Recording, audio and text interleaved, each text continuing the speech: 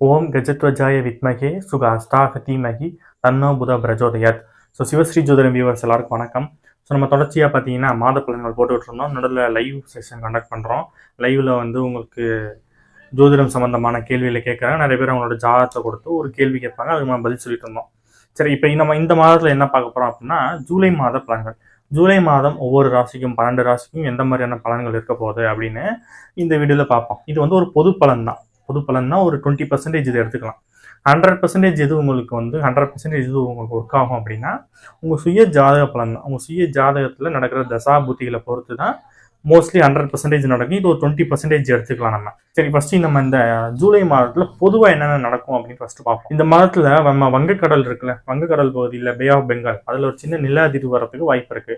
அதே மாதிரி இமாச்சல் பிரதேசத்தில் நில சரிவு நடக்கிறதுக்கு வாய்ப்பு இருக்கு. அதே மாதிரி இரவுல மழை பெய்யும். நைட் டைம்ல கொஞ்சம் மழை பெய்யறதுக்கு வாய்ப்பு இருக்கு. பகல் நேரத்துல வெயில் அதிகமா இருக்கும், இரவு நேரத்துல மழை பொழிவு இருக்கும். அதே மாதிரி நம்ம டெசர்ட் சொல்றோம்ல, ராஜஸ்தான் பகுதிகள் எல்லாம் பாத்தீங்கன்னா சின்ன நிலநடுக்கம் வரதுக்கு வாய்ப்பு இருக்கு இந்த மாதத்துல. ஏன் இதுக்கெல்லாம் காரணம் என்ன அப்படின்னு பாத்தீங்கன்னா செவ்வாய் 8ஆம் பார்வையா சனியை பார்க்கிறாரு. இந்த செவ்வாய் சனி பார்வைகள் இருக்கும் போது தான் பாத்தீங்கன்னா இந்த மாதிரி நிகழ்வுகள் நடக்கும். நமக்கு நிறைய பேருக்கு தெரியும், இந்த கேரளால நடந்தது இதெல்லாம் பார்த்தீங்கன்னா இந்த இதுக்கு முன்னாடி பார்த்தீங்கன்னா இதே மாதிரி செவ்வாய் சனி காம்பினேஷன் இருந்தப்ப நடந்துச்சு. ஸோ இதே காம்பினேஷன் திரும்ப வருது. ஸோ இதனால சின்ன சின்ன டிஸ்டர்பன்ஸ் இருக்கிறதுக்கு வாய்ப்பு இருக்கு. ஸோ நான் சொன்ன விஷயங்களை அது பக்கத்தில் இருக்கணும், கொஞ்சம் எச்சரிக்கையாக இருந்துக்காது நல்லது. இந்த மாசத்துல என்னென்ன விசேஷங்கள் இருக்கு அப்படின்னு பார்ப்போம். 6ஆம் தேதி பார்த்தீங்கன்னா மொஹரம் பண்டிகை வருது. உலகெங்கும் உள்ள இஸ்லாமிய நண்பர்கள் அனைவருக்கும் மொஹரம் பண்டிகை நல்வாழ்த்துக்கள். அடுத்து 24ஆம் தேதி பார்த்தீங்கன்னா ஆடி அமாவாசை. ஆடி அமாவாசை ரொம்ப சிறப்பு. மற்ற மாசத்துல வர அமாவாசைக்கும் இந்த ஆடி அமாவாசைக்கும் சிறப்பு. இது என்னன்னு உங்களுக்கே தெரியும். அதாவது வருஷத்துக்கு ஒரு திதி கொடுப்போம். நம்ம முன்னோர்கள் இறந்தவர்களுக்கு பார்த்தீங்கன்னா வருஷத்துக்கு ஒரு தவசம் கொடுப்போம். அது கொடுக்காதவங்க, அது கொடுக்க முடியாதவங்க இந்த ஆடி மாசத்துல வர அமாவாசைக்கு கண்டிப்பா கொடுங்க. இப்ப நிறைய பேர் பார்த்தீங்கன்னா ஏதோ ஒரு சூழ்நிலையினால தர்ப்பணம் கொடுக்க முடியாம திதி கொடுக்க முடியாம இருப்பாங்க. ஸோ அவங்க இந்த ஆடி மாசத்துல கொடுக்கறது நல்லது. ஆடி மாசம் வர அமாவாசையில அவங்க நினைச்சு திதி கொடுக்கறது தர்ப்பணம் பண்றது நல்லது. இந்த ஆடி மாசத்துல பொதுவாகவே இது செஞ்சுக்கிட்டு இருக்க ரெகுலரா செஞ்சுக்கிட்டு இருக்கவங்களுமே கூட ஆடி மாசத்துல வர அமாவாசை கண்டிப்பா தர்ப்பணம் கொடுக்கறது நல்லது. முன்னோர்களுக்கு தர்ப்பணம் கொடுத்தீங்க அப்படின்னா உங்களுக்கு அடுத்த உள்ள வாரிசுகளுக்கு கண்டிப்பா நல்லா இருப்பாங்க. அவங்களோட ஆசீர்வாதம் ரொம்ப முக்கியம். முன்னோர்களோட ஆசீர்வாதம் ரொம்ப முக்கியம். அப்ப எப்ப அந்த ஆசீர்வாதம் கிடைக்கும்னா நம்ம அவங்களை வழிபடும் போது தான் கிடைக்கும். வருஷ திதி கொடுத்தாலும் சரி, மாதம் மாதம் நிறைய பேர் திதி கொடுப்பாங்க, தர்ப்பணம் கொடுப்பாங்க, அதுவும் பண்ணுங்க. ஆனா அந்த ஆடி மாசத்தை விட்டுறாதீங்க. இதுல எதுவுமே பண்ண முடியாதவங்களுக்கு இந்த ஆடி மாசம் பெஸ்ட். அதே மாதிரி 28ஆம் தேதி பாத்தீங்கன்னா ஆடி பூரம் வருது. ஆடி பூரம் நம்ம எல்லாருக்குமே தெரியும். அம்மனுக்கு வளைகாப்பு. எல்லாரும் பாத்தீங்கன்னா வளைகாப்பு வளையல் வாங்கிட்டு போய் அம்மன் கோயில கொடுப்பாங்க. எல்லா ஊர்ல இருக்க எல்லா அம்மன் கோயிலுமே சிறப்பா நடக்கும். அம்மனுக்கு வளைகாப்புன்னு சொல்றதுனால எல்லாரும் போய் வளையல் வாங்கி கொடுக்குங்க. உங்களால முடிஞ்ச அளவு வாங்கி கொடுங்க. உங்களுக்கு என்னால முடியுமோ வாங்கி கொடுங்க. ஒரு டஜனா இருந்தாலும் சரி, அரை டஜனா இருந்தாலும் சரி, உங்களுக்கு எவ்வளவு முடியுமோ போய் அம்மனுக்கு வளைகாப்புக்கு வளையல் வாங்கி கொடுங்க. திரும்ப போய் வாங்கணும். கொடுக்குறதோ நீ பட்டிக்கூடாது. திரும்ப அது மறுநாள் பிரித்து கொடுப்பாங்க. கொடுக்கும்போது திரும்ப போய் ஒரு 2 வளையல் வாங்கிட்டு வந்து மாட்டாங்க. முக்கியமாக யார் பண்ணணும் அப்படின்னா குழந்தை இல்லாத பெண்கள் நிறைய பேர் அதை செய்யணும். அப்போதான் இது ஒரு பாசிட்டிவ் வைப் உங்களுக்கு கொடுக்கும். கண்டிப்பாக அடுத்த வருஷம் நீ கண்டிப்பாக உங்கள் குழந்தையோட இருப்பீங்க.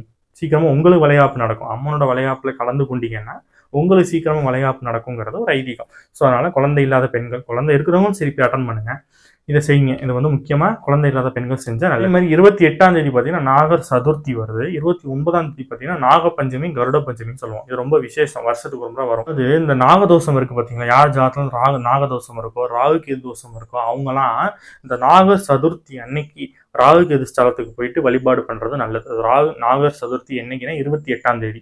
28ஆம் தேதி நாகர் சதுர்த்தி அன்று போய் பார்த்தீங்கன்னா ராகுகேது ஸ்தலத்துல இருக்க நாகத்துக்கு நீங்க ஒரு பாலாபிஷேகம் பண்றது நல்லது. இது யார் ஜாதகத்துல ராகுகேது தோஷம் இருக்கோ அவங்க அதை செய்யுங்க. இந்த ராகுகேது தோஷம்னால குழந்தை தடப்புறவங்க கண்டிப்பா அதை செய்யணும். அதே மாதிரி மறுநாள் 29ஆம் தேதி பார்த்தீங்கன்னா நாகப்பஞ்சமி, கருட பஞ்சமின்னு சொல்லுவாங்க. இந்த நாகப்பஞ்சமி பத்தி நம்மளோட ஐஞ்சிருங்காப்பியம் இருக்குல்ல, ஐஞ்சிருங்காப்பியம்ல நாககுமார காவியம் சொல்லுவோம். அதுல இருக்கு இதை பத்தியான குறிப்பு. வாய்ப்பு இருந்தா போய் செக் பண்ணி பார்த்துவாங்க. அதே மாதிரி இந்த நாகப்பஞ்சமி அன்னைக்கு என்ன ஒரு கதை சொல்றாங்க, என்ன ஒரு புராண கதை இருக்கு அப்படின்னா, அதாவது ஒரு பெண் உயிரிழந்த தங்களோட அண்ணன்களுக்காக நாகதேவதைகிட்ட வேண்டி திரும்ப அவங்க அண்ணனுக்கு உயிர் கிடைக்கும் அப்படிங்கிறது ஒரு புராண கதை ஒன்று இருக்கு. அப்ப ரொம்ப வயசானவங்க இல்லை ரொம்ப உயிருக்கு கஷ்டப்பட்டு இருக்கிறவங்க, அந்த அடிபட்டு ஆப்ரேஷன் பண்ணி உயிருக்கு போராடிட்டு இருக்கவங்க, இது மாதிரி இருக்கிறவங்கலாம் இல்லை ரொம்ப ஆக்சிடென்ட் இது மாதிரி நடந்து அப்படி இருக்கிறவங்க, அண்ணனா இருந்தாலும் சரி, தம்பியா இருந்தாலும் சரி, இல்லை கணவனா இருந்தாலும் சரி, யாரா இருந்தாலும் இந்த நாகப்பஞ்சமி அன்னைக்கு இந்த நாகதேவதை கிட்ட வழிபாடு வைங்க. அன்னைக்கு விரதம் இருந்து வழிபாடு முறை செஞ்சீங்கன்னா அவங்களுக்கு சீக்கிரமா சரியாகும் அப்படின்னு சொல்லுவாங்க. அதே மாதிரி இந்த கருட பஞ்சமிங்கும் போது அந்த திருமாலுக்குள்ள இருக்க கருடனுக்கும் துளசி வாங்கிட்டு போயிட்டு வழிபாடு பண்ணிட்டு வாங்க. இது வந்து சிம்பிளா பண்ணுங்க போதும், உங்க ரொம்ப பிரம்மாண்டெல்லாம் பண்ணணும் இல்லை. இந்த டேட்ல இதை செஞ்சீங்கன்னா நல்லா இருக்கும். இந்த நாகப்பஞ்சமியும் இந்த நாகர் சதுர்த்தியும் கொஞ்சம் யூஸ் பண்ணிக்கோங்க. ராகு கேது தோஷம் யாரு ஜாதகத்துல இருக்கோ அவங்க இந்த நாள்ல போய் பரிகாரம் பண்றது நல்லது. மற்ற நாள்ல நீங்க பண்றதை விட இந்த நாகர் சதுர்த்தி அன்னைக்கோ இல்லை நாக பஞ்சமி அன்னைக்கோ போய் பண்ணீங்கன்னா இந்த ராகு கேது தோஷம் நீங்கும். இந்த மாதம் நம்ம 12 ராசிக்கும் என்ன மாதிரியான பலன்களை கொடுக்கும் அப்படின்னு வீடியோக்குள்ள போவோம் வாங்க.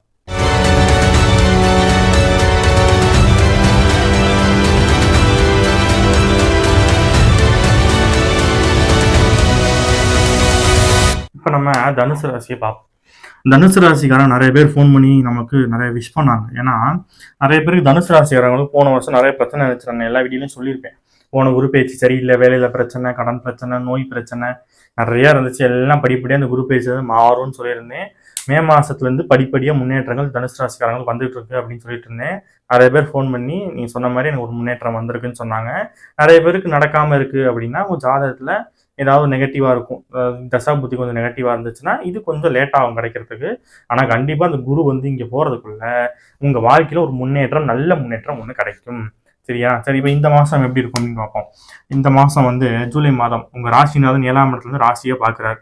பெஸ்ட்டு. இதை விட மிகப்பெரிய பெஸ்ட் எதுன்னு பார்த்தீங்கன்னா உங்களுக்கு 9ஆம் அதிபதி யாரு? குரு. 9ஆம் அதிபதி சூரியன். அவரும் 7ஆம் இடத்துல இருந்து நேரம் ராசியை பார்க்குறாரு. உங்க ராசிநாதன் கூட 9ஆம் அதிபதி சேர்ந்து ராசியை பார்க்குறாரு. இந்த மாதம் சிவராஜ யோகம் 100% வேலை செய்ய போறது யாருக்குன்னா தனுசு ராசி தான். சிவராஜ யோகம்னா என்னன்னா சூரியனும் குருவும் ஒரே இடத்துல ஒன்னா இருந்தா அது பேர் வந்து சிவராஜ யோகம்னு சொல்லுவோம். இதுல பெஸ்ட் எப்போ 100% இது எப்போ எஃபிஷியண்டா இருக்கும் அப்படின்னா இந்த கிரகச்சரிக்கை உங்க லக்னத்தையும் ராசியை பார்க்கணும். இப்போ உங்க ராசியை பார்க்குது, குருவும் சூரியனும் சேர்ந்து ஒரு ராசியை பார்க்குது. அப்ப இந்த மாசத்துல நிறைய பேர் கவர்மெண்ட் ஜாப்ல போறது யாருன்னா தனுசு ராசி தான். ஏன்னா சூரியன்னா அரசு கிரகம், குருன்னா நீங்க. அப்ப உங்க ராசிநாதனும் சூரியனும் சேர்ந்து ராசியை பார்க்கும்போது கண்டிப்பா கவர்மெண்ட் ஜாப்க்கு போறது யாரு அப்படின்னு பாத்தீங்கன்னா தனுசு ராசிக்காரங்க தான். தனுசு ராசிக்காரங்க தான் அதிகபட்ச பேர். 100 பேர் எடுத்தீங்கன்னா அந்த 100ல 60 பேர் பார்த்தீங்கன்னா தனுசு ராசிக்காரங்க தான் இருப்பாங்க கவர்மெண்ட் ஜாப் போறதுல. ஃபர்ஸ்ட் நல்ல விஷயம் கவர்மெண்ட் ஜாப் கிடைக்கும். கவர்மெண்ட் ஜாப் மட்டும் இல்லை, நிறைய பிரைவேட்ல ஒர்க் பண்றவங்களுக்கும் ஒரு ப்ரொமோஷன் கிடைக்கும். ப்ரொமோஷன், ஏதாவது இடமாற்றம், நல்ல சம்பளத்துல ஒரு ஜாபு, வேலைக்கே போகாம இருக்கிறவங்க வேலைக்கு போயிடுவாங்க. ஏன்னா சூரியன் தான் உத்தியோகக்காரகன்னு சொல்றாரு. அப்ப இவ்வளவு நாள் உத்தியோகமே இல்லாம வேலைக்கே போகாம இருந்த தனுசு ராசிக்காரங்களுக்கு இல்ல வேலையில பிரச்சனை இருந்தவங்களுக்கு இந்த மாசம் ஒரு நல்ல முன்னேற்றம் வரப்போகுது. ஒரு நல்ல இடமாற்றம், இல்லைன்னா ப்ரொமோஷன், இல்லை வேற கம்பெனிக்கு மாதிரி வேலை போவீங்க. வேலை இல்லாமல் புதுசாக வேலையை ஜாயின் பண்ணுவீங்க. மேனேஜர் லெவல், சூப்பர்வைசர் லெவல் வந்து மேனேஜர் லெவலுக்கு ப்ரொமோஷன் கிடைக்கும். நல்ல முன்னேற்றம் இந்த மாசம் வரப்போகுது. 100% யாருக்குன்னா தனுசு ராசிக்கு தான். அப்பா மகனோட உறவு நல்லா இருக்கும் போது தனுசு ராசிக்காரங்களோட அப்பா மகனோட உறவு நல்லா இருக்கும். ஏன் அப்படின்னா 9ஆம் வீட்டு அதிபதி ராசியை, அதான் 2 பேரும் சேர்ந்து ராசியை பார்க்கும்போது அப்பா மூலியமா கிடைக்கக்கூடிய பெனிஃபிட் எல்லாமே கிடைக்கும். அப்பா மூலியமா சொத்து கிடைக்கிறதா இருந்தாலும் சரி, வருமானமா இருந்தாலும் சரி, அப்பா ஏதாவது உதவி செய்யணும்னாலும் சரி, எல்லாமே டாப் டு பாட்டம் அப்பாவுடைய எல்லாமே எல்லா நல்ல விஷயமும் இந்த தனுசு ராசிக்காரங்களுக்கு இந்த மாசம் கிடைக்க போகுது. 9ஆம் இடம்னா பாக்கியம். நீங்க செஞ்ச நல்ல காரியங்களுக்கு பலன் உங்களுக்கு கிடைக்க போகுது. இதுக்கு முன்னாடி நீங்க நல்ல செஞ்ச நல்ல காரியம், தர்ம காரியம்லாம் இருந்துச்சுன்னு வைங்களேன், அதுக்கான பலனை இப்ப நீங்க அனுபவிக்க போறீங்க. ஏன்னா ராசியை பாக்கியாதிபதி பாக்குறாரு ராசிநாதனோட சேர்ந்து. இந்த மாசம் தனுசு ராசிக்காரங்க எதை பத்தியும் கவலைப்பட வேணாம். மற்ற கிரகங்கள் எப்படி இருந்தாலும் பரவாயில்ல, இந்த ஒன்னே போதும். தனுசு ராசிக்காரங்களுக்கு டாப் டு பாட்டம் எல்லாமே சூப்பரா இருக்கு சொல்லிட்டேன். கடன் அடைச்சிருவீங்க, கோர்ட்டு கேஸ் நடந்ததுன்னா சால்வ் ஆயிரும். ஏதாவது நோய் வாய்ப்பட்டு இருந்தீங்கன்னா அதுல இருந்து வெளியில வந்துருவீங்க. கடன் பிரச்சனை சால்வ் ஆயிரும். நிறைய பேர் திருமணம் ஆகாம இருக்காங்க தனுசு ராசிக்காரங்க. இந்த குரு இங்கிட்டு போறதுக்குள்ள தனுசு கடகத்துக்கு போறதுக்குள்ள திருமணத்தை செஞ்சு வச்சிருவாருன்னு சொல்லிட்டேன். அப்ப இது எல்லாமே பாசிட்டிவ்ஸ் நிறைய இருக்கு தனுசு ராசிக்காரங்க, கவலைப்பட வேணாம். 3ஆம் இடத்துல ராகு இருந்தா என்ன நடக்கும்னு ஏற்கனவே சொல்லியிருப்பேன். 3ஆம் இடத்துல ராகு தான் புதுசாக மொபைல் ஃபோன் வாங்குவீங்க. உங்கள் தொடர்புகள் விரிவடையும். இதுக்கு முன்னாடி ஒரு 100 பேரை தான் உங்களுக்கு தெரியும் அப்படின்னா ஒரு 1000 பேர் தெரிகிற அளவுக்கு ஃபேமஸ் ஆகியும் தொடர்புகள் விரிவடையும். தைரியமாக இருப்பீங்க, எந்த விஷயத்தையும் தைரியமாக செய்வீங்க. ஏன்னா 3ஆம் இடத்துல ராகு இருந்துச்சுன்னா தைரியத்தை கொடுக்கும். ஆனால் பார்க்கறதுக்கு சாதுவாக இருப்பாங்க, ஆனால் ரொம்ப தைரியசாலி யாருன்னா அந்த ராகு 3ஆம் இடத்துல ராகு இருக்கிறவங்க தான். 3ஆம் இடத்துல ராகு கேது இருக்கிறவங்கலாம் பார்த்தீங்கன்னா எடுத்தவங்க ஒருத்தம் செய்வாங்க எல்லா விஷயத்தையும். ஆனால் நீங்க அப்படி செய்ய மாட்டீங்க, எடுத்தவங்க ஒருத்தம் செய்ய மாட்டீங்க, ஆனால் தைரியமா செய்வீங்க, சக்சஸ் ஆகும். ஏன் அப்படின்னா குரு பார்வையில ராகு இருக்கிறாரு. வெறும் ராகு மட்டும்தான் முரட்டுத்தனமான தைரியம் இருக்கும், தவறான விஷயத்தை தைரியமா செய்வாங்க. ஆனா இந்த குரு பார்வையில ராகு இருக்கும்போது நல்ல விஷயங்களை தைரியமா செய்வீங்க. முக்கியமான விஷயம், நீங்க டிசிஷன் எடுத்து ரிஸ்க் எடுத்து வின் பண்ணுவாங்கல்ல, அதெல்லாம் யாருன்னா தனுசு ராசிக்காரங்க. ரிஸ்க் எடுத்து ஜெயிப்பீங்க. சரி, 3ஆம் இடத்துல ராகு இருக்கும்போது நிறைய தொடர்புகள் வரும்னு சொல்லிட்டேன். நல்ல தொடர்புகள், நல்ல ஃப்ரெண்ட்ஸா வச்சுக்கோங்க. 4ஆம் இடத்துல சனி. 4ஆம் இடத்துல சனி இருக்கலாமா? இது அர்த்தாஷ்டம சனி. திரும்ப ராசியும் இவரை பார்க்குறாரு. ராசியை பார்க்கும்போது 4ஆம் இடத்துல சனி இருக்கும்போது அம்மாவோட உடல்நிலை கொஞ்சம் கவனமாக பார்த்துக்கணும். அம்மாவுக்கு சின்ன சின்ன உடல் உபாதை வரத்துக்கு வாய்ப்பு இருக்கு. வீட்டுக்கு ஏதாவது சுபவிரயம் பண்ணுறதுக்கு வாய்ப்பு இருக்கு. அதே மாதிரி வண்டி வாகனங்களுக்கு ஒர்க் ஷாப் செலவு பண்ணுறதுக்கு வாய்ப்பு இருக்கு. ஸோ இதெல்லாம் 4ஆம் இடத்து சனினால கிடைக்கக்கூடிய ஒரு சின்ன சின்ன டிராபேக். 4ஆம் இடத்துல சனி இருக்கும்போது என்ன நெகட்டிவ்னு சொல்லிட்டேன். பாசிட்டிவ் என்ன அப்படின்னா, ஒரு வீடு வச்சிருக்கோம் 2 வீடு வாங்குவீங்க, 2 வீடு வச்சிருக்கோம் 3 வீடு வாங்குவீங்க, எதுவுமே இல்லை ஒரு வண்டி வச்சிருக்கோம் 2 வண்டி வாங்குவீங்க, ஒரு இடம் வச்சிருக்கோம் இன்னொரு இடம் வாங்குவீங்க. ஏன்னா 4ஆம் இடத்துல சனி எப்பவுமே இருக்கிற இடத்த பெருக்கி விடுவார். அப்ப இருக்கிற இடத்த பெருக்கி விடும்போது நான் சொன்னதெல்லாம் நடக்கும். 6ஆம் இடத்துல சுக்கிரன். 6ஆம் இடத்துல சுக்கிரன் எல்லாம் இருக்கலாம், ஆனா அவருக்கு இருக்கக்கூடாது. நெகட்டிவ் என்னங்கிற கடைசியா சொல்றேன். இவர் உங்களுக்கு 16ஆம் வீட்டு அதிபதியும் அவர் தான் 6ஆம் இடத்துல இருக்கிறார். இப்போ நான் ஏற்கனவே சொல்லியிருப்பேன் 6ஆம் இடமும் வெற்றி ஸ்தானம், 11ஆம் இடமும் வெற்றி ஸ்தானம். அப்போ வெற்றி ஸ்தான அதிபதி அந்த இடத்துல இவர் இருக்கார். 6ஆம் வீட்டு அதிபதி 6ஆம் இடத்துல, 11ஆம் வீட்டு அதிபதி 6ஆம் இடத்துல.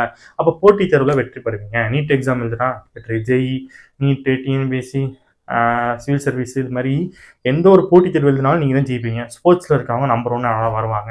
நான் 6ஆம் இடம் போது வெற்றி ஸ்தானம். அப்போ நீங்கள் எடுக்கிற முயற்சி எல்லாமே வெற்றி அடையும். என்னென்னலாம் முயற்சி எடுக்கிறீங்க எல்லா முயற்சியும் வெற்றி அடையும். ஸோ அதில் எந்த பிரச்சனையும் கிடையாது 6ஆம் இடத்துல சுக்கிரன் இருக்கனால. சரி, இப்போ உங்களுக்கு அடுத்து பார்த்தீங்கன்னா 8ஆம் இடத்துல புதன். இவர் யார்? உங்களுக்கு 7ஆம் வீட்டு அதிபதியும் அவர் தான், 10ஆம் வீட்டு அதிபதியும் அவர் தான். 10ஆம் வீட்டு அதிபதி 8ஆம் இடத்துல இருக்கலாமா? ஒரு வேலை இருக்கக்கூடாது. தொழில இடம் மாற்றுவீங்க, வீட்டை இடம் மாற்றுவீங்க, இல்லை ஏதோ ஒரு இடம் மாற்றம் உண்டு. தொழிலில் ஒரு இடத்துல இன்னொரு இடத்துக்கு மாறுறது, இல்லை கடையை இடத்த மாற்றுறது, ஆஃபீஸ் இடம் மாற்றுறது, இது ஒரு நடக்கிறதுக்கு வாய்ப்பு இருக்கு 10ஆம் வீட்டு அதிபதி 8ஆம் இடத்துல இருக்கும்போது. புதுசாக கல்வி கற்பீங்க. ஏன்னா மறைஞ்ச புதன் நிறைந்த கல்வியை தருவார். அப்போ புதுசாக கல்வி கற்கிறது. மனைவி வேலைக்கு போவாங்க. ஏன் அப்படின்னா 7ஆம் வீட்டு அதிபதி புதன் அவருக்கு 2ஆம் இடத்துல இருக்கிறார். அப்போ மனைவி வருமானம் பார்ப்பாங்க. மனைவி தனுசு ராசிக்காரங்களோட பார்ட்னர் வேலைக்கு போவாங்க, அவங்களுக்கு வருமானம் உண்டு. ஸோ இதெல்லாம் பாசிட்டிவ்ஸ். அடுத்து பார்த்தீங்கன்னா உங்களுக்கு 9ஆம் இடத்துல செவ்வாய்க்கியது. 9ஆம் இடத்துல செவ்வாய்க்கு இருக்கலாமா? உங்களுக்கு செவ்வாய் 5ஆம் வீட்டு அதிபதி அவர் 9ஆம் இடத்துல இருக்கலாம், நல்லதுதான். அப்போ பிள்ளைங்கனால பெனிஃபிட் எல்லாமே கிடைக்கும். பிள்ளைங்கனால உங்களுக்கு நற்செய்தி, நல்ல விஷயங்கள் நடக்கும். பிள்ளைங்களுக்கு சுபகாரியம் நடக்கிறது, தாத்தா வழி சொத்து கிடைக்கிறது, பரம்பரை சொத்து கிடைக்கிறது, இதெல்லாம் வாய்ப்பு உண்டு 9ஆம் இடத்துல செவ்வாய் இருக்கும்போது. 9ஆம் இடத்துல கேது இருக்கும்போது ஆன்மீக பயணங்கள் நிறைய மேற்கொள்வீங்க, கோவில் ஸ்தலங்களுக்கு நிறைய போவீங்க, ஆன்மீக பரிகாரம் செய்வீங்க, ஆன்மீக சுற்றுலா போவீங்க. இந்த மாதிரி நிறைய நல்ல விஷயங்கள் உண்டு.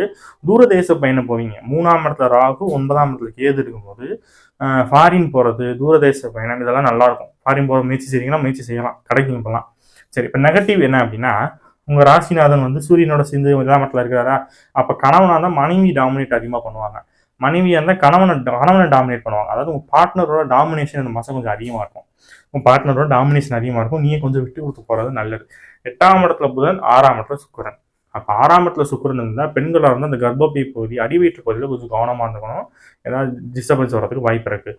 அதே மாதிரி ஆண்களாக இருந்தது சுகர் ப்ராப்ளம் வராமல், கிட்னியில் ஏதாவது ப்ராப்ளம் வராமல் பார்த்துக்கணும். இதெல்லாம் 6ஆம் இடத்துல சுக்கிரன் இருந்துச்சுன்னா நடக்கும். அந்த வீட்டு அதிபதி அங்கேயே இருக்கிறதுனால கொஞ்சம் இதோட பாதிப்பு கொஞ்சம் அதிகமாகிறதுக்கு வாய்ப்பு இருக்குது. ஆனால் ராசியை குரு பார்க்கறதுனால பெருசாக வந்துடாது, அதனால் பயப்பட வேணாம். 4ஆம் இடத்துல சனி இருக்கும்போது இந்த சனி இங்கேருந்து இங்கே போகிற வரைக்கும் எதில் கவனமாக இருக்குன்னா, ஹார்ட் சம்மந்தப்பட்ட விஷயத்தில் கவனமாக இருக்கணும். அடிக்கடி படபடப்பு அதிகமாக வருது, அதனால் கொஞ்சம் கவனமாக இருக்கிறது நல்லது. இந்த 4ஆம் இடங்கிறது ஹார்ட்டை சொல்கிறது. ஸோ அதில் கொஞ்சம் கவனமாக இருக்கணும். மற்றபடி வேறு எந்த பாதிப்பும் இந்த தனுசு ராசிக்காரங்க கிடையாது. நான் சொன்ன பாசிட்டிவ்ஸ் நிறையா இருக்குது. பாசிட்டிவ்ஸில் ஹார்ட் ஒர்க் போடுங்க, கண்டிப்பாக சக்ஸஸ் கிடைக்கும். ஸோ நம்ம இந்த மாதம் 12 ராசிக்கும் எந்த மாதிரியான பலன்கள் கொடுக்கும் அப்படிங்கிறத பார்த்து வீடியோ பிடிச்சிருந்தா லைக் பண்ணுங்கள், ஷேர் பண்ணுங்கள், சப்ஸ்கிரைப் பண்ணுங்கள்.